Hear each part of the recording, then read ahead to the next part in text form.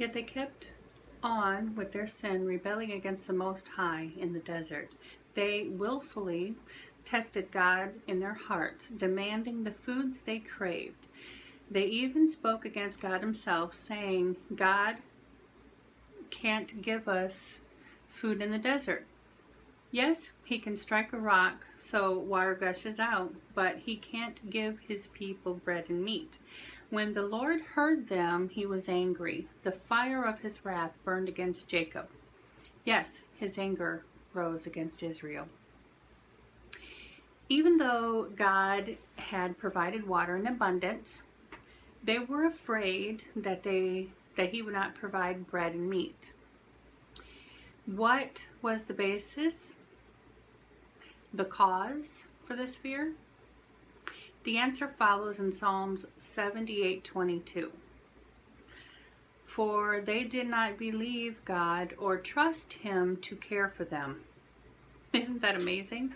After all God did for them, they still could not muster the necessary faith and trust in God and his love for them.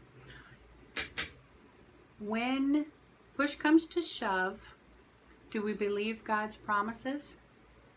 Do we trust in the extent of his care and love for us, and that he will come to our aid? What was God's response to the Israelites' display of fear? The fire of his wrath burned against Jacob. That foreshadows Revelation 21:8. Fire is the response to fear from the God who does not change. And you can find that in Malachi 3:6. Fear, then, is the result of a lack of faith. Not believing in God's power, and especially his love and willingness to act on our behalf. The fearful are that way because they lack faith.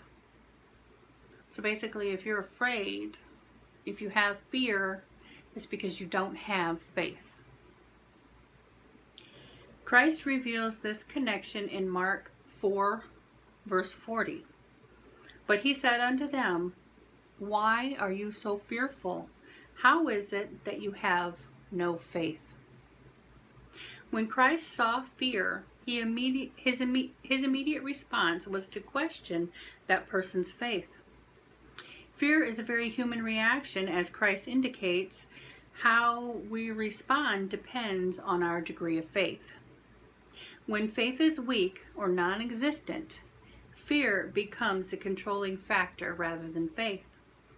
We begin to live by sight and not by faith. 2 Corinthians 5:7. And without faith, we cannot be saved. And to whom did he swear that they would not enter his rest? But those who did not obey. So we see that they could not enter in because of unbelief in Hebrews 3:18 and 19. Our rest is God's kingdom. Just as a lack of faith, unbelief, barred ancient Israel from entering their rest, a lack of faith can bar us from entering ours, keeping us out of the family of God. Without faith, it is impossible to please God, according to Hebrews 11:6. We see that sin is not the result of weakness, as we normally think of it, as in we are weak in the flesh. Yes, there is weakness, but what is the root of sin?